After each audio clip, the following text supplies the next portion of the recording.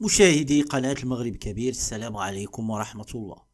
وجهت كوريا الجنوبية ضربة موجعة جديدة لخصوم المملكة المغربية بعد أن قررت توجيه دعوات المشاركة في القمة الكورية الإفريقية المرتقبة شهر يونيو المقبل بالعاصمة الكورية سيول، فقط للدول المعترف بها من طرف الأمم المتحدة، وذلك انسجاما مع موقفها الداعم لقرارات الأمم المتحدة بشأن الصراع المفتعل حول الصحراء المغربية.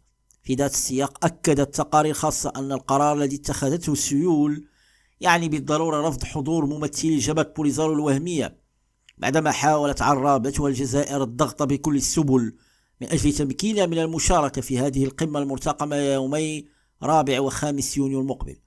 وباستبعاد البوليزاريو من حضور هذه القمة، تكون الدبلوماسية المغربية قد نجحت مرة أخرى في قطع الطريق على مساعي الجزائر الرامية إلى إقحام الجبهة الوهمية في كل القمم ذات الارتباط بالشأن الإفريقي، تماما كما فعلت خلال أشغال القمة الإفريقية التي انعقدت شهر فبراير الماضي بإثيوبيا، أين نجحت أيضا في إفشال تمرير مشروع ملغوم تحت اسم الاستراتيجية والإطار السياسي لشراكات دول الاتحاد الإفريقي، والذي حاول من خلاله خصوم الوحدة الترابية المغرب فرض مشاركة جبهة بوليزاريو في قمم الشراكة التي يعقدها الاتحاد الإفريقي مع شركائه الدوليين.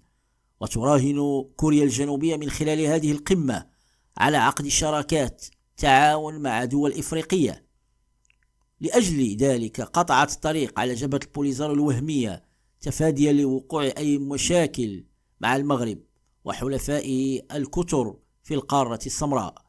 مصادر مهتمة لم تستبعد أن يترتب عن هذا القرار انسحاب الجزائر من هذه القمة عقب منع صنيعتها البوليزاريو.